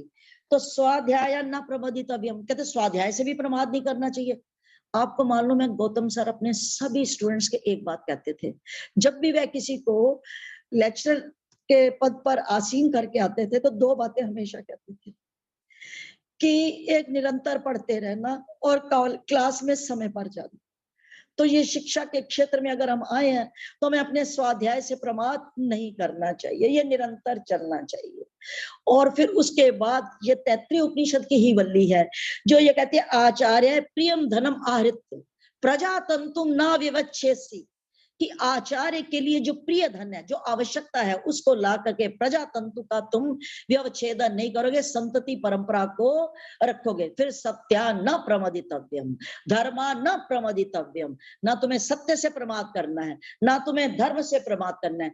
कुशला न प्रमदितव्यम, कुशलता से जीवन में दक्षता होनी चाहिए हर चीज में, तो कुशलता से भी प्रमाद नहीं करना चाहिए। भूत्य न प्रमदितव्यम, जो उन्नति है, लौकिक उन्नति है, उससे भी तुम्हें प्रमाद नहीं करना चाहिए। तो भरा पड़े हैं हमारे शास्त्र गुरु वंदना से और आचार्य और शिष्य की परंपरा से, और इस पर जितना भी कहा जाए कम है। बाकी मैं अभी विश्राम देती हूँ वक्तव्य को, क्योंकि मुझे तो कहोगे तो मैं बोलती चली जाऊंगी, पर मैं अभी कुछ प्रश्नों को जरूर आमंत्रित करना चाहूंगी कि किसी के मन में जिज्ञासा हो तो वो मेरे सामने रखें, तो उससे आगे बात चले। जैसे आपको ठीक लगे आप मुझे बताइए।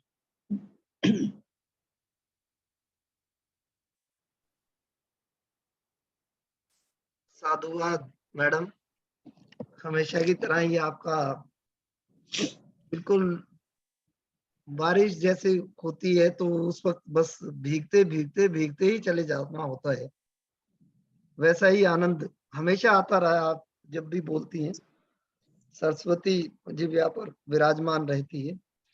आपके ये गुण हम सब में भी आगे बढ़े, फले फूले। शुभकामनाएं सभी मित्रों को, खासतौर से उन साथियों को जो स्टूडेंट के तौर पे अभी जिनको हम पढ़ा रहे हैं, उनके लिए, ऐसे छात्र जो जुड़े हैं।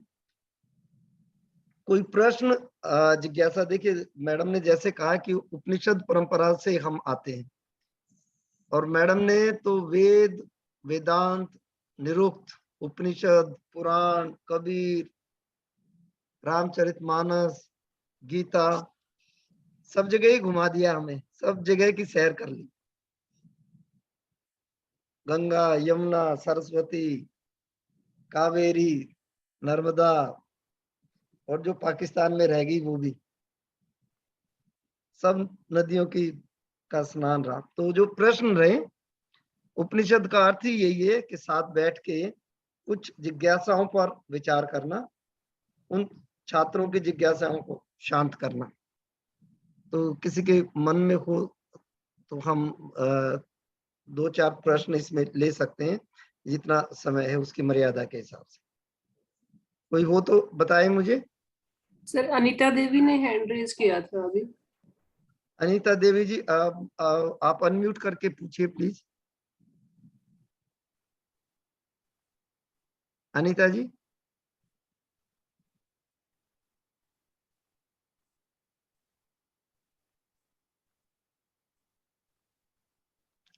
अनीता जी को वो अनम्यूट करना, वो धर्मेंद्र कहीं आपके पार्ट से तो नहीं हो रखा, देखना। नहीं सर, यहाँ से ठीक है, अनम्यूट कर सकते हैं।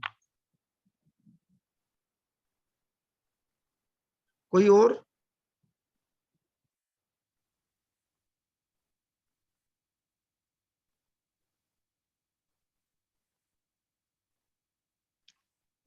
हाँ जी पूछिए, अनम्यूट कर दीजिए, अनम्यूट करो भाई।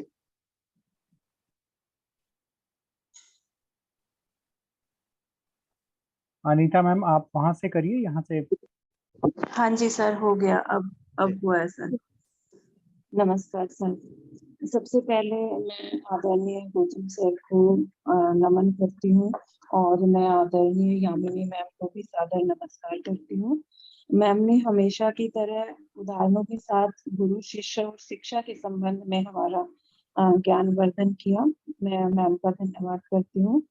और मैम, हम ये तो जानते हैं कि भारतीय संस्कृति में आधुनिक जीवन शैली की अनेक समस्याओं का निदान है, लेकिन जैसा कि आज की जो समस्याएं हैं उनमें मैं मैम से चाहूंगी कि थोड़ा सा संस्कृति के ज्ञान मूलक पक्ष पर थोड़ा सा अगर हमारा ज्ञानवर्धन और करेंगे तो मैम का बहुत बहुत धन्यवाद होगा, आभार होगा।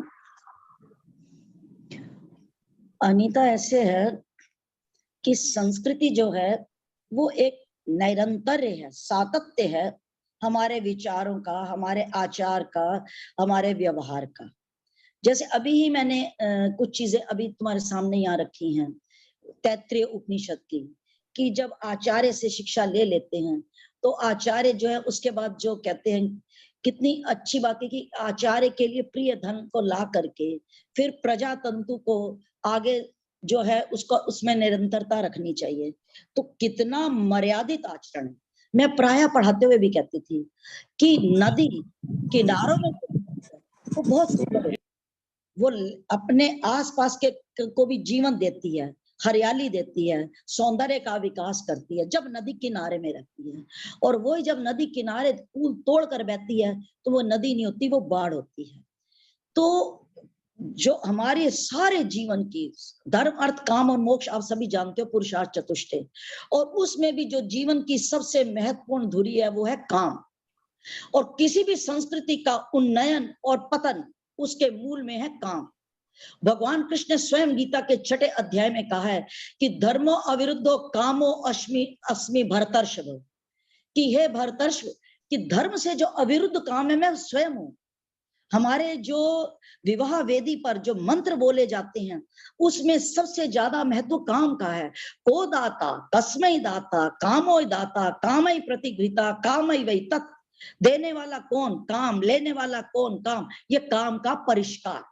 तो जो शिक्षा आचार्य के लिए धन ला करके प्रजातंतु को, ये मैंने इसलिए लिया कि ये आज के जीवन से जुड़ा हुआ सारा ही है, पर ये है कि ये जो हमारी भारतीय परंपरा रही है मर्यादित जीवन, उसको अगर हम जीवित रखते हैं तो संस्कार अपने आप ही बनेंगे।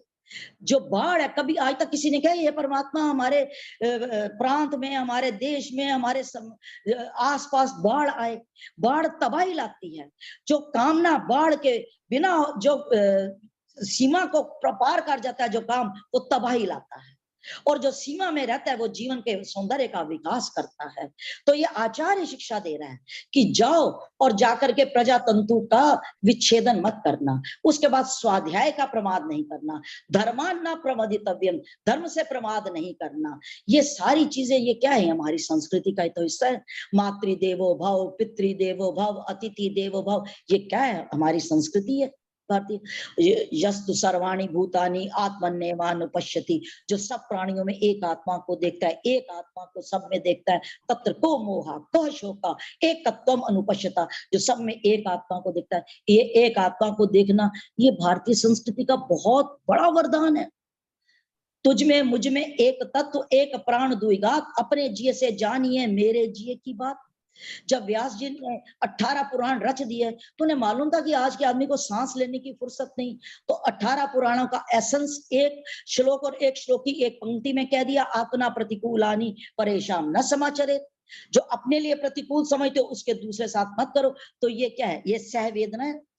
तो ये भारतीय संस्कृति का बहुत बड़ा, करुणा, दया, ये तो सब है ही, आपको बताइए। हमारे यहाँ धर्म के 10 लक्षण गिनाए गए हैं, वो हमारी संस्कृति के मूल आधार हैं। धृति, क्षमा, दमो, अस्तम, शोचम, इंद्रियम निग्रह, धीर, विद्या, सत्यम, अक्रोधा, दशकम धर्म लक्षण। तो ये अगर हम इसको अपना लें जीवन में, तो एक भी अपना लें, जीवन सुंदर हो जाए।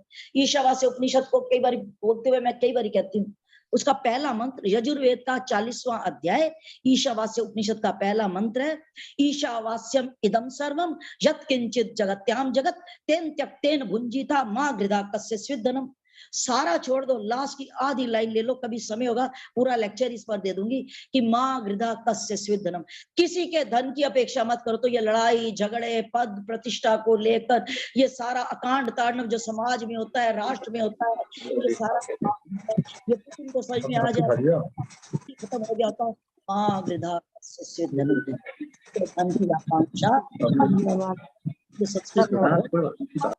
लोष्टवत, दूसरे के धन को मिट्टी के ढेले की तरह समझो। कितनी ऊंची बातें हैं हमारी। तो अगर आप एक एक हमारी आर्षवाणी उठाएंगे तो संस्कृति से भरी पड़ी है। आचार और विचार का सुंदर निर्वाह अगर आपने देखना है तो भारतीय संस्कृति में सर्वत्र छाया हुआ है। अगर अनीता कहोगे तो पूरा एक लेक्चर ही कभी इस पर दे देंगे। ठीक है, समझ में आ गया? कुछ रह गया तो जी मैम, जी मैम, धन्यवाद मैडम, थैंक यू। धन्यवाद। 2 हाथ और उठे हुए हैं तो जितना जल्दी हम संक्षेप में कर पाएंगे। प्रोफेसर बीपी भारद्वाज जी हैं जी, और फिर अमित सिंह। मैं 30 ही सेकंड का समय लूंगा। मैंने बहुत गंभीरता से आपको सुना मैडम। मैं आदरणीय प्रोफेसर रमेश गौतम जी का साक्षात शिष्य तो नहीं रहा, लेकिन मैं एक बात अपनी कहना चाहता हूँ। जब 2009 में मैं प्रोफेसर बना एनसीईआरटी में, और जिस आत्मीयता के साथ वो मुझे मिले, मुझे लगा कि एक मेरे बड़े भाई के साथ साथ एक ऐसे गुरु हैं जो वास्तव में मैं बहुत सुनता आया था उनके बारे में। मैं बेसिकली इंग्लिश लिटरेचर का स्टूडेंट रहा हूँ और एनसीईआरटी में अध्यक्ष हूँ इस समय रिसर्च डिवीजन का। आपका लेक्चर ये सुना मैंने, मुझे लगा कि बहुत सारी चीजें ऐसी हैं, लगभग 3 दशक तक शिक्षा के क्षेत्र में रहने के बाद भी हमें बहुत कुछ सीखने की आवश्यकता है। और मुझे लगता है कि भारत में जहां भी मैं जाऊंगा, इस अध्यापक शिक्षा विभाग के माध्यम से जो आपसे आज कुछ सुना है, उसका अगर कुछ अंश मात्र भी मैं अपने साथियों में दे पाया तो मेरा सौभाग्य होगा।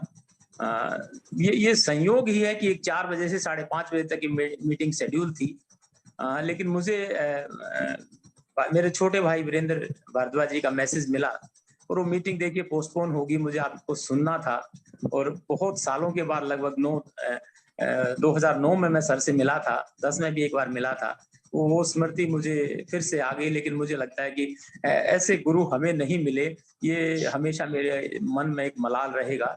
लेकिन इसके साथ साथ मुझे ये है कि जो आपने बात कही कि गुरु तो किसी भी रूप में हो सकता है, उसमें आप मुझे लगता है कि मेरी ये 1.5 घंटा लगभग जो है बड़ा सार्थक रहेगा और इसको आगे बढ़ाने में इसी परंपरा को मैं आपके साथ हूँ।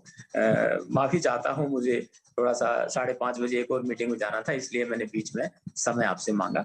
धन्यवाद वीरेंद्र जी, बहुत बहुत धन्यवाद आपका मुझे इन सब साथियों से जोड़ने के लिए।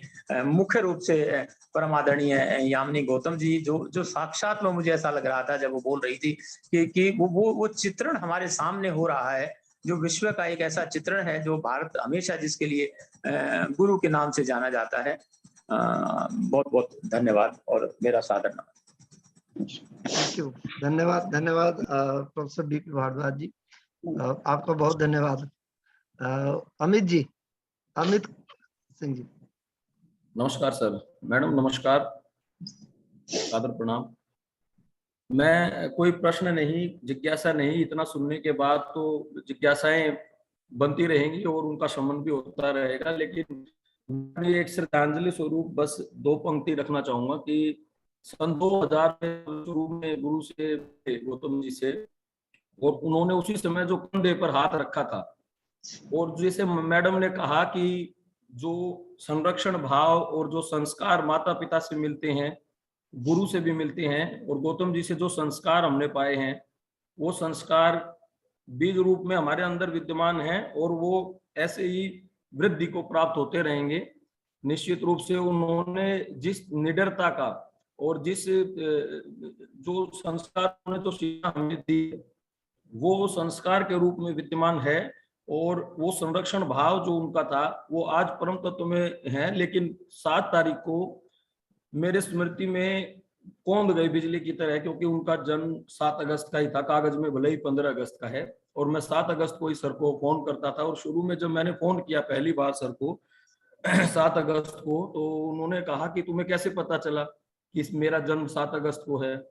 तो मैंने बताया कि सर ऐसे ऐसे चर्चा हो रही थी, आपने ही बताया था, और उस तब से तो मैं हमेशा 7 अगस्त को ही सर को फोन करता रहा था। इस बार भी 7 अगस्त को उनसे मन से संवाद किया, याद किया सर को।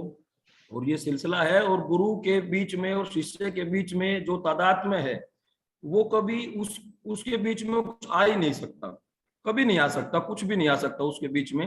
वो हमारे गुरु रहे हैं, और उनके जो संस्कार हैं, उनका जो दिया हुआ है, वो उन्होंने जिस तरह से हमें अपनाया था, वो वही हमारे लिए बहुत कुछ है। और मैं आज बिल्कुल फिर से नमन करता हूँ सर को कि उनका जो दिया हुआ है वो कभी भी हम उसको किसी भी प्रकार से, किसी भी तरह से जो उसको समृद्ध कर सकते हैं, ये उनका आशीर्वाद है, ये हमेशा फलित करेगा हमें। एक गुरु के प्रति जो एक श्रद्धा भाव है वो यही होता है कि गुरु और शिष्य के बीच में किसी प्रकार का कोई भ्रम आता ही नहीं है। ये हमारा एक सौभाग्य रहा कि हम ऐसे गौतम जी के शिष्य रहे, एक ऐसी परंपरा से हम जुड़े जिस पर हम गौरवान्वित महसूस करते हैं, और पूरा दिल्ली विश्वविद्यालय इस बात को जानता है। तो मैं बड़े फक्र के साथ कहता हूं कि मैं गौतम जी का शिष्य रहा हूं, उनका शिष्य हूं और उनका शिष्य रहूंगा। नमस्कार। धन्यवाद, धन्यवाद। कोई और तो प्रश्न नहीं है। अब हम थोड़ा कार्यक्रम को आगे बढ़ाते हैं। भारद्वाज जी, मैं 2 मिनट बोल सकता हूँ? हाँ, जी अनिल राय जी। जी सर। बहुत बहुत धन्यवाद भारद्वाज जी। जी सर। अभी मैडम का मैंने बहुत ही वैदुष्यपूर्ण व्याख्यान सुना, और बहुत सारे सवाल तो नहीं लेकिन समाधान मैडम ने बहुत सारे दिए, और बहुत से ग्रंथों से जो उदाहरण उन्होंने दिए, उससे लगता है कि उनका अध्ययन कितना व्यापक है।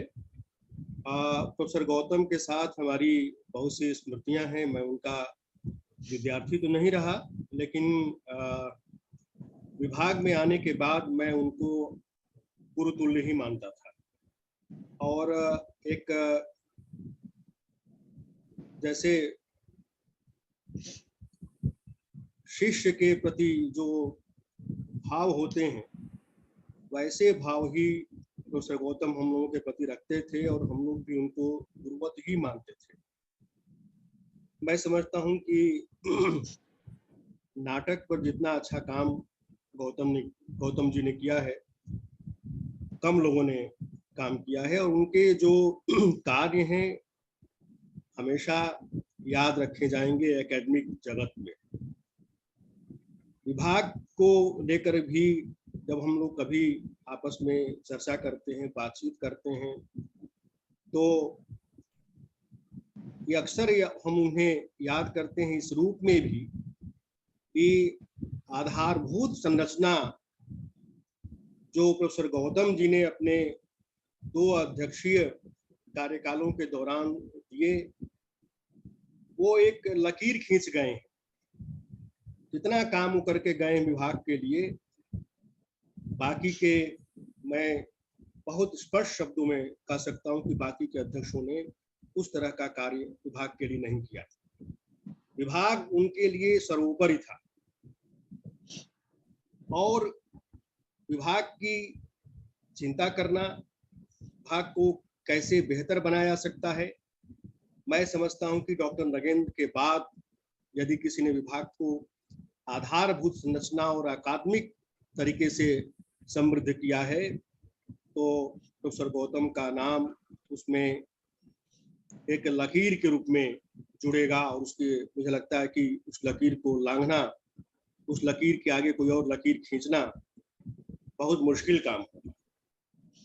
बहुत से कार्य उन्होंने करवाए, और हमें बड़ा इस बात का दुख है कि हमें उन्हें और सुनना था, उनके साथ और रहना था, लेकिन काल ने असमय उन्हें हमसे छीन लिया। और वो अगर होते तो अब भी विभाग को मार्गदर्शन अपना देते रहते किसी न किसी रूप में। इस बात की कमी हम लोगों को अक्सर खलती है। मैडम ने गुरु और शिष्य की जो परंपरा होती है, जो संबंध होते हैं गुरु और शिष्य का, बहुत व्यापक ढंग से प्रकाश डाला है और हमें मतलब मैं रोमांचित हो रहा हूँ ये बात करते हुए कि प्रोफेसर गौतम के शिष्य बड़भागी हैं कि ऐसे उनको गुरु मिले। कबीर का जिक्र मैडम ने किया और कबीर ने गुरु के बारे में बड़ी सावधानीपूर्ण बात कही थी कि गुरु का चुनाव बड़े सावधानी के साथ करना चाहिए, क्योंकि अगर गुरु गंभीर नहीं है, गुरु ज्ञानवान नहीं है, तो वो शिष्य को क्या ज्ञानवान बनाएगा। और अंधे अंधा ठेलिया दोनों को पढ़न की बात मैडम ने की और गौतम जी का अपने शिष्यों के प्रति जो अगाध प्रेम था उसको देख करके कोई भी गुरु प्रीतिकर ईर्ष्या कर सकता है। मैं गौतम जी को अपने हृदय की गहराइयों से नमन करता हूँ, याद करता हूँ और मैडम यामिनी गौतम जी ने जो वैदुष्यपूर्ण व्याख्यान दिया है इसके लिए मैं उन्हें बधाई देता हूँ और हम लोग उम्मीद करेंगे भारद्वाज जी कि आप मैडम का व्याख्यान, मुझे मालूम नहीं है दिल्ली में है या कहाँ है, अगर दिल्ली में है तो उनका एक व्याख्यान आप जरूर आयोजित कीजिए ताकि और लोग भी उनके विचारों से लाभान्वित हो सके और प्रोफेसर गौतम की जो ज्ञान परंपरा है उससे और लोग भी लाभान्वित हो सके। मेरी बहुत बहुत शुभकामनाएं मैडम आपको। आप अपने स्वास्थ्य का ध्यान रखें और मैं गौतम जी की स्मृति को प्रणाम करता हूँ। बहुत बहुत धन्यवाद। धन्यवाद सर, बहुत धन्यवाद आपका। कार्यक्रम का जो एक ढांचा सा बनाया हुआ है उसमें थोड़ा सा आगे बढ़ते हुए अब 2-3 सर के स्टूडेंट हैं वो अपनी बात कहेंगे और जो प्रोफेसर अनिल राय जी ने बात कही वो सूत्र है हम सब के लिए, हम उसको निश्चय आगे बढ़ाएंगे, कोशिश करेंगे, अपना पूरा प्रयास करेंगे। यामिनी मैडम दुबई में है इस समय, तो इसलिए ये फिजिकल कार्यक्रम संभव नहीं हो पाया, तो हमने इस ढंग से ये किया है। प्रोफेसर संजय शर्मा जी का हाथ उठा है और उसके बाद फिर आशा और डॉक्टर रमा और ममता जी, और उसके बाद वंदे मातरम का हम कार्यक्रम करते हुए इस कार्यक्रम को समाप्त करें। जी Sanjay ji.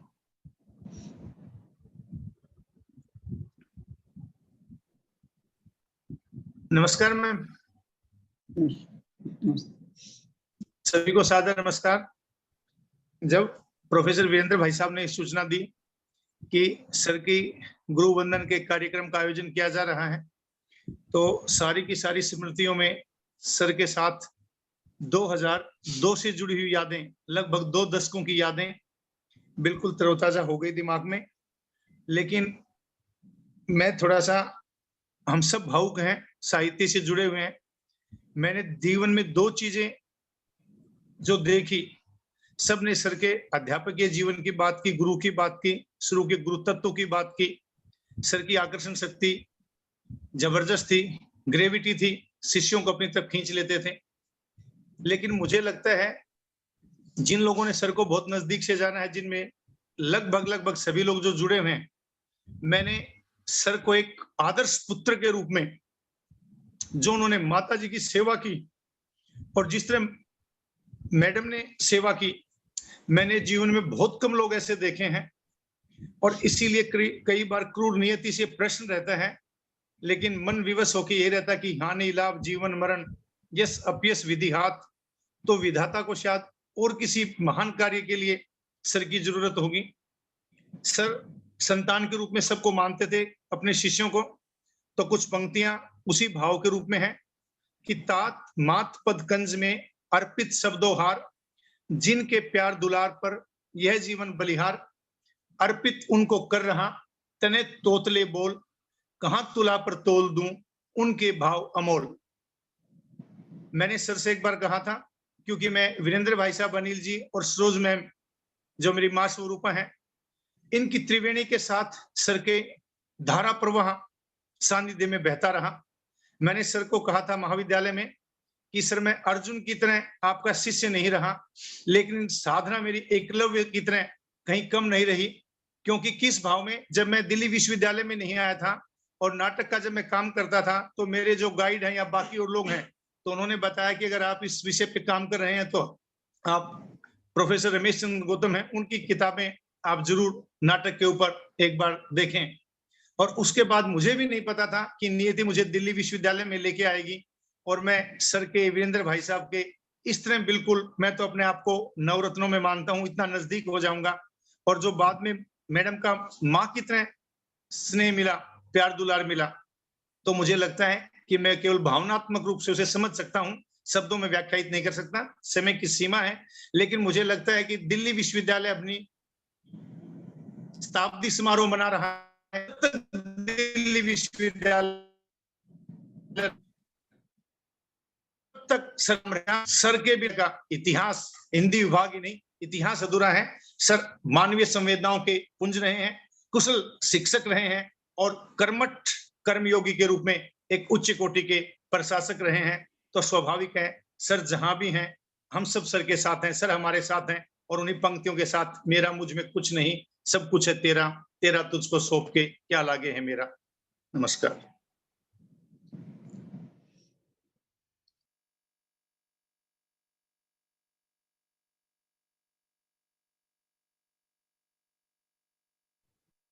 Sir audio of है सर आपका। आप अनम्यूट कर लीजिए।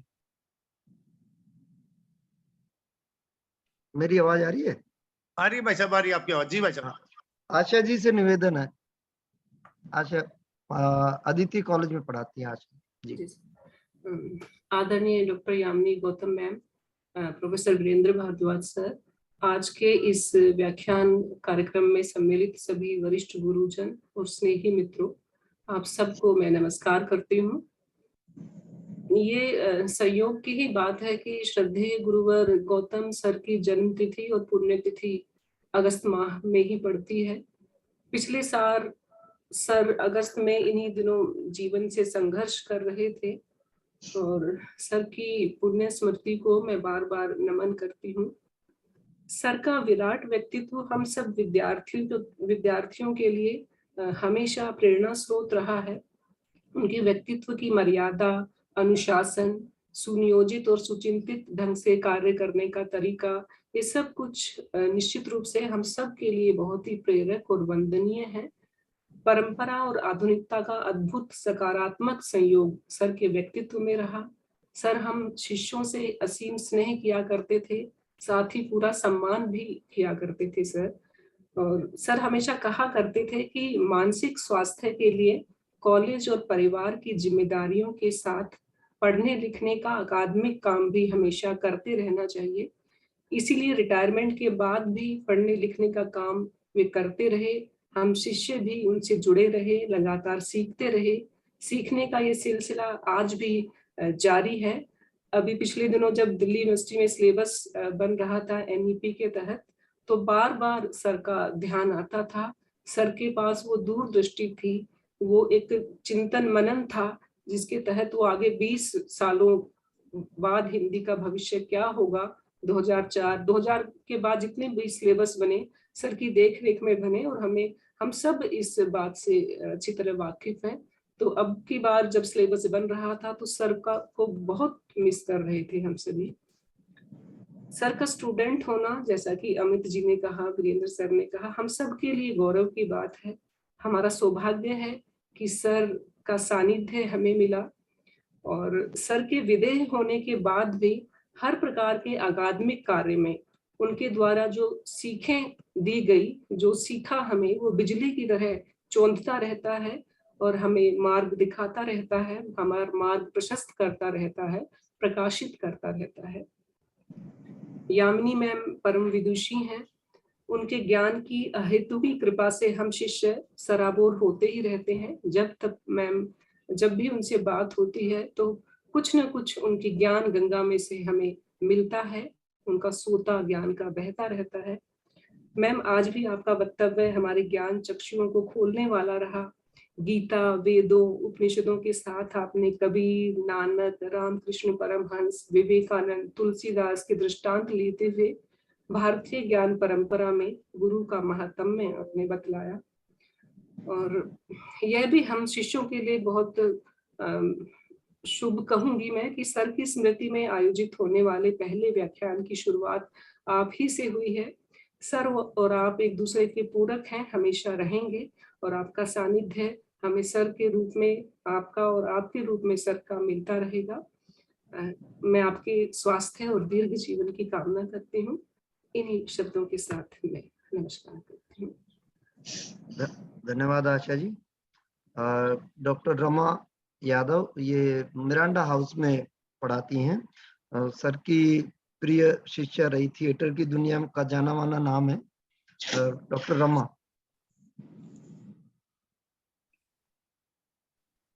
मैं नमस्कार करती हूँ सबको, मैम को नमस्कार करती हूँ। और जो मैम की जितने भी वचन हैं हम अनुग्रहित होते रहते हैं या कहीं दिग्भ्रमित होते हैं या कभी दिशा का बोध नहीं होता या कभी भटक रहे होते हैं, तो यूं भी हमको मैम ने ये हक दे रखा है कि हम फोन पर, चाहे वो दूर है इस समय, उनसे वार्तालाप कर सकते हैं और वो हमारे जो प्रश्न होते हैं उनका समाधान करती है। यहाँ मैं शायद जो मेरे मन में आ रहा है वो बस इतना ही कहना चाहूंगी कि सर और मैम दो ऐसे व्यक्तित्व मैंने देखे जो, ऐसा मैं कह सकती हूँ कि मैंने दूसरा व्यक्तित्व ऐसा नहीं देखा, इतना उदार कि गुरु वो होते हैं कि जैसे कि मैम ने गुरु पर ही बात कही, तो गुरु वो होते हैं जो जब भी कही गुरु बारंबारा समझ परी कछु मति अनुसारा। इसका मतलब ये है कि जब गुरु भी कहीं ना कहीं, शायद मैं गलत हो सकती हूँ, शिष्य हर कोई शिष्य भी नहीं हो सकता, हर कोई गुरु भी नहीं हो सकता। तो गुरु इतनी बार, मतलब सर या मैम अगर कुछ मुझे लगता है कि हम दिशा भ्रमित भी हों या कहीं गलत भी चल रहे हों या कुछ हमें त्रुटि भी हो, तो बार बार तरह तरह से, जैसे माता पिता बच्चों को मार्ग दिखाते हैं, समझाते हैं, तो मुझे सर का स्मरण होता है। और उसी तरह मैम भी वैसी ही हैं जिनको मैं अब और भी ज्यादा जान पा रही हूँ कि बार बार चाहे शिष्य जो है थोड़ा कई बार आंखों से ओझल हो जाए, दूर हो जाए, या वो अपने हृदय की बात ना कह पाए, तो भी गुरु जो है वो भीतर तक झांक कर उसके मन में क्या है, उसके मन में अगर कोई दुविधा है, कुछ है, तो उसका शमन, मतलब इतना प्रेम और इतना स्नेह। और जो मैम ने वक्तव्य दिया वो तो हमेशा ही हम सभी जानते हैं जो मैम से जुड़े हुए हैं और शुरू से ही, आरंभ से ही जानते हैं कि वो ज्ञान का भंडार है। और कई बार ये सोचती हूँ कि यूनिवर्सिटी में इतने सालों से पढ़ा रहे हैं, मैं अपने बारे में कह रही हूँ कि इतने सालों से पढ़ा रही हूँ, लेकिन तब भी जो चीजें मैम को सुनकर लगता है कि ये हमें पढ़नी चाहिए या और ज्ञान को इस तरह से बढ़ाना चाहिए, विस्तार करना चाहिए, तो वो संभव नहीं होता। और कई बार लगता है कि मैम ने कितना पढ़ा होगा, कितना समय दिया होगा। तो ये इस परंपरा के इस परंपरा से हम जुड़े, जो सर की और मैम की परंपरा है, इस परंपरा के से जुड़े, इसकी एक बूंद बने और इस को थोड़ा सा भी अगर हम आगे ले जा पाए तो ये एक, कहूंगी कि समाज के लिए ये एक अच्छा कार्य होगा। शायद मैं कुछ इससे ज्यादा बोल नहीं पा रही, बोलने में असमर्थ हूँ, तो मैं मैम का धन्यवाद चाहती हूँ कि आज बहुत दिनों बाद उनको इस तरह से देखने का अवसर मिला, सुनने का अवसर मिला। सभी को प्रणाम। धन्यवाद रमा जी। डॉक्टर ममता वालिया जी ये अंबेडकर कॉलेज में है और ममता जी सर के साथ पीएचडी में रजिस्टर होने वाली उनकी पहली छात्रा है, मतलब मेरी वरिष्ठ है। उनके बाद दूसरा नंबर मेरा और राज का ही था। तो ममता इस रूप में हमारी बड़ी बहन भी है, ममता वालिया जी। धन्यवाद वीरेंद्र। यामिनी मैम को मेरी नमस्कार। मैम का जो अभी कठोपनिषद, वैदिक साहित्य, तुलसी, कबीर दास, जो उन्होंने गुरु परंपरा के बारे में अभी ज्ञानवर्धक जो अपना व्याख्यान सुनाया, मैं उसको सुनते सुनते उनके उस सैद्धांतिक पक्ष को जब सुन रही थी तो मुझे व्यावहारिक पक्ष में सर हर फ्रेम में मुझे दिखते जा रहे थे। मैम ने कहा कि गुरु में ममत्व होना चाहिए। मुझे इतना मतलब याद आ रहे हैं पीएचडी के वो दिन जब मैम पूछती थी, वो सर पूछते थे कि बेटा कैसे जाओगे आप। अभी ये सेक्टर 21 में जब कभी होते थे तो कई बार मैं और शशि होते थे, तो उस समय में ड्राइविंग वगैरह नहीं करते, सर अपनी गाड़ी से बाहर तक पूछते थे कहाँ जा रहे हो। हम कहे सर ऑटो से जाएंगे। तो मतलब एक बचपन में हम एक बेस्ट टीचर का ऐसे लिखते थे। मुझे आज आकर के लग रहा है कि बेस्ट टीचर होता कौन है। वो ममत्व से पूरे भरे हुए थे, उनके अंदर कोई लोभ लालच नहीं था। मतलब होली दिवाली पर कोई विद्यार्थी जब जाता था, उनके चेहरे पर बड़ा सख्त भाव आता था कि ये ठीक नहीं है, मैं तुम्हें मिठाई खिलाऊंगा, तुम मुझे नहीं खिलाओगे। वो बहुत डिसिप्लिन्ड थे, अनुशासित थे। आपने अगर विद्यार्थी पीएचडी में, मुझे याद है जब मैं पीएचडी कर रही थी तो उन्होंने एक तरह से मुझे कहा कि बेटा अगर तुमने अपना पहला चैप्टर नहीं टाइम पर लाए तो फिर मैं रिपोर्ट में नहीं लिखूंगा कि भी आप समय पर काम कर रहे हो। तो वो एक एक्सेलरेशन का, एक मोटिवेशन का काम करता था। तो वो उस समय हमें जरूर सख्ती लगती थी सर की, लेकिन मैं बात कर रही थी कि एज ए प्रोफेसर के सिलेक्शन जब हुआ तो मैंने देखा मेरे 6-7 आर्टिकल ऐसे थे जो सर की वजह से ही मेरे लिखे गए थे। उनकी 3 बुक्स में चैप्टर्स उनके मतलब एक प्रेशर क्रिएट करके वो काम करवाते थे। और जैसे होता है ना कि गुरु कुम्हार शिष्य कुंभ है, घड़ी घड़ी काटे कोट, अंतरात सहार दे बाहर बाई चोट। तो वो जो चोट थी वो अब इतनी सुखद महसूस होने लगी, और वो उनकी वो कमी का एहसास अब होता है कि वो एक जरूरत महसूस होती है कि काश सर अभी होते। और पारिवारिक व्यक्ति थे। मैंने उनको देखा है कि अपनी माता जी के लिए वो कितने कंसर्न होते थे। अपने मतलब उनके जो छोटे भाई थे उनके लिए बहुत कंसर्न वो रहते थे। मैम के साथ अगर 1 घंटा हम सर के पास बैठे हैं, 10 बार मैम का नाम उनके जबान पे ना आए, ऐसा हो नहीं सकता।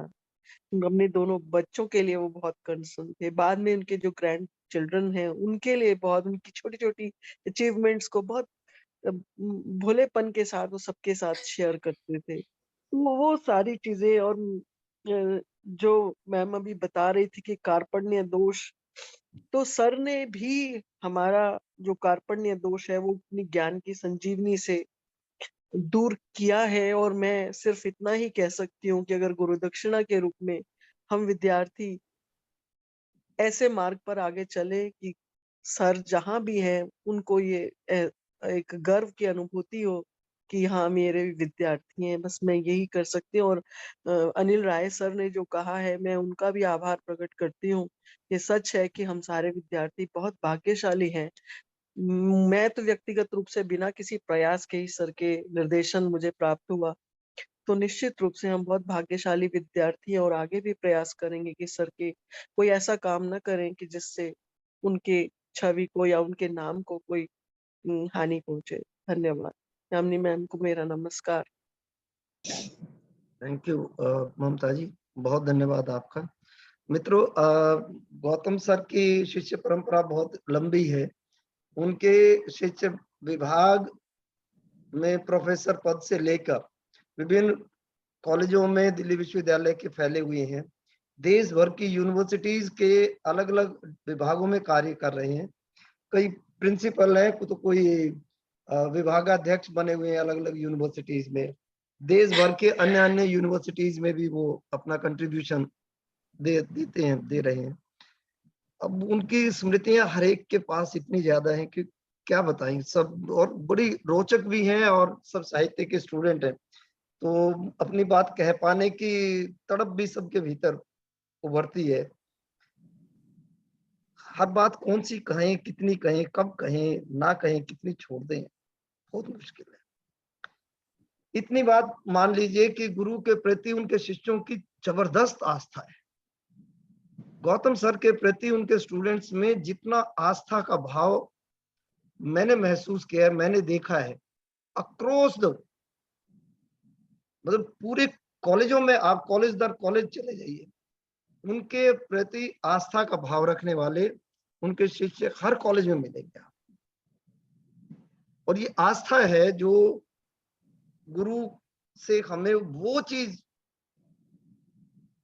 देने के लिए, उनसे प्राप्त करने के योग्य बनाती है कि जो गुरु हमें डालना चाहता है, गुरु हमें बताना चाहता है। इंसानियत इंसान को इंसान बना देती है। और लगन, जो गौतम सर का खास गुण था, लगन हर मुश्किल को आसान बना देती है। यूं ही नहीं जाते हैं लोग मंदिरों में पूजा करने, ये आस्था ही है जो पत्थरों को भी भगवान बना दे। मित्रों, हमने मैत्रेयी को नहीं देखा, गार्गी को नहीं देखा, हम अब पैदा हुए, वो बहुत पहले आके जा चुकी। लेकिन हम कह सकते हैं कि ज्ञान के धरातल पर हमने यामिनी को देखा है, यामिनी जी को देखा है। वो हमारी गुरु माँ है। लेकिन ज्ञान के मामले में मैं कह सकता हूं कि उनकी विद्वता का दिल्ली विश्वविद्यालय के कितने ही शिक्षकों से नाता रहा होगा, लेकिन उनको सुनना एक बिल्कुल हमेशा ही अद्भुत सुखद एहसास रहा है। हिंदी विभाग के प्रोफेसर अनिल राय जी ने अपने अनुभव के आधार पर विभाग की चीजों को समझते हुए बहुत बड़ी बात कही कि डॉक्टर नगेंद्र के बाद हिंदी का प्रचार, हिंदी के विषय में चिंता करने वाले दिल्ली विश्वविद्यालय के स्तर पर, विभाग के स्तर पर गौतम जी का नाम अग्रणी है। बहुत आभार आपका। मैं इतनी बात और जोड़ते हुए, विषय आज नहीं है, कभी फिर चर्चा करेंगे कि जो एनईपी है, नेशनल एजुकेशन पॉलिसी आई है, इसके बहुत सारे ऐसे खंड हैं, ऐसे विचार हैं, ऐसे आइडियाज हैं जो यकीन मानिए सबसे पहले गौतम सर के ही दिमाग से निकले थे, और वो दिल्ली विश्वविद्यालय के एकेडमिक काउंसिल से होते हुए देश भर में फैले, और आज एनईपी की रिकमेंडेशन के तौर पे आपके सामने है। मैं साक्षी रहा हूं, मैं शामिल रहा हूं उनमें से बहुत सारी बातों की। समय होगा कभी चर्चा करेंगे। आखिरी बात ये कहते हुए आज के कार्यक्रम को समाप्ति की ओर ले जा रहे हैं, और वो ये कि ये उद्गीत का जो बैनर है ये आगे फले फूले, इसकी कोई संभव हुआ तो वेबसाइट बने, इस पे रिसर्च के कार्यक्रम हो, कोई नए लोग अपने ढंग से नए नए विषयों पे अपनी बात कह सके। भारतीय संस्कृति मूल्यों का जो गौतम सर का अपने जीवन में वो जीते थे, जिसे उनके उन मूल्यों के उन अंशों का हम अपने जीवन में कुछ शामिल कर सके, उतार सकें, क्योंकि गुरु भौतिक संसार और परम तत्व के बीच का सेतु है। और जिस देश में गुरु मेधावी नहीं होते, जिस देश में गुरु ज्ञान की शक्ति से लैस नहीं होते, उस देश का विकास बहुत मुश्किल होता है। तो देश के विकास, राष्ट्र के विकास और गुरु के गुणगान, गुरु के गान और गुरु के गुणों का, गुरु की योग्यता का सीधा संबंध है। हम सब लोग राष्ट्र के विकास के प्रति समर्पित लोग हैं, राष्ट्रवादी मूल्यों से जुड़े हुए लोग हैं।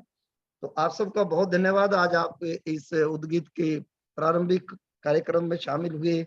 मेरे लिए बड़ा मुश्किल होता है सर कि किसी कार्यक्रम को करना, संचालित करना, पर मुझे लगता है जब मेरे लिए मुश्किल है तो औरों के लिए कितना मुश्किल होगा। मैं कैसे किसी और को कहूं कि आप कर, मैं बुलाता तो बहुत हूं उसको, मगर जज्बाए दिल क्या कर, उस पे बनाए कुछ ऐसी कि बिनाए न बने। संभव नहीं होता। राष्ट्र की ओर अपने कर्तव्य का याद रखते हुए, क्योंकि 15 अगस्त का और ये आजादी के अमृत महोत्सव काल का समय चल रहा है, इसी समय हमें आज ये कार्यक्रम करने की आवश्यकता जान पड़ी। तो अब कार्यक्रम के अंतिम चरण में वंदे मातरम का गान होगा और उसके बाद कार्यक्रम समाप्त होगा। आप सबका बहुत धन्यवाद, बहुत शुक्रिया। कार्यक्रम में जो कमी रही हो, किसी को कोई बात अच्छी ना लगी हो, उसके लिए मैं माफी मांगता हूं। और यामिनी मैडम का मैं फिर से बहुत बहुत धन्यवाद क्या करूं, आपके तो चरण स्पर्श ही करते आए हैं हम। आप हमसे ज्यादा विकट परिस्थितियों में हो, लेकिन ज्ञान की गंगा अभी भी अपने शिष्यों के, गौतम सर के शिष्यों के बीच में बहाने के लिए आपका मन रहता है। मैं उस मन की बहुत रेस्पेक्ट करता हूं, बहुत आदर के साथ आपको प्रणाम। नमस्ते। वंदे मातरम।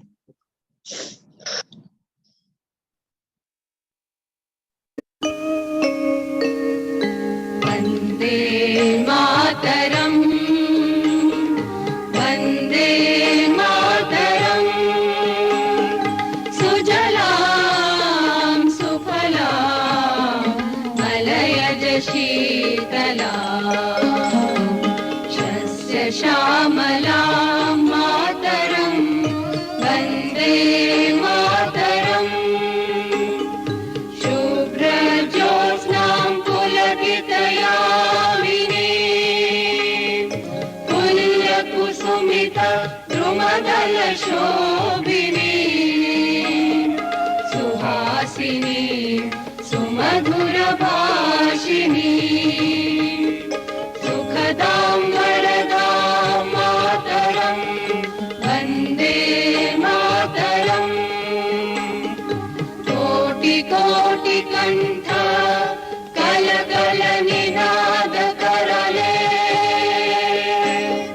कोटि कोटि भुजै धृत खर खर वाले, अबला मारत बोले बहुबलधारिणीं नमामि तारिणीं विपुदलवारिणीं मातरं वन्दे मातरम्। तुमि विद्या तुमि धर्म तुमि रिधि तुमि मर्मा, त्वं हि प्राणाः शरीरे बाहुते तुमि मा शक्ति, हृदये तुमि मा भक्ति। तुम्हारी प्रतिमा गढ़ी मंदिरे मंदिरे वन्दे मातरम्। त्वं हि दुर्गा दश प्रहरण धारिणी, कमला कमल दल विहारिणी, वाणी विद्यादायिनी। नमामि त्वां नमामि कमलां ममलां अतुलां सुजलां सुफलां मातरम् वन्दे मातरम्। श्यामलां सरलां सुस्मितां भूषितां धरणीं धरणीं मातरं वन्दे मातरम् वन्दे मातरम्। भारत माता की जय। आप सबका बहुत धन्यवाद। आगे ये उद्गीत कार्यक्रमों की श्रृंखला चलेगी और उसमें आप सब लोग ऐसे ही उत्साह से पार्टिसिपेट करेंगे, ऐसी अपेक्षा है, आशा भी है। सर के प्रति हम ये एक सच्ची श्रद्धांजलि दे सकते हैं कि उनके जो एकेडमिक कॉन्सेप्ट थे, उनके जो शैक्षणिक जो उनके ख्यालात थे, उनको कैसे आगे बढ़ा पाते हैं। अब ये मीटिंग खत्म हो गई, ये प्रोग्राम खत्म हो गया है। अब हम इनफॉर्मली उस पर बात कर सकते हैं। आप सबको अनम्यूट कर दीजिए, वो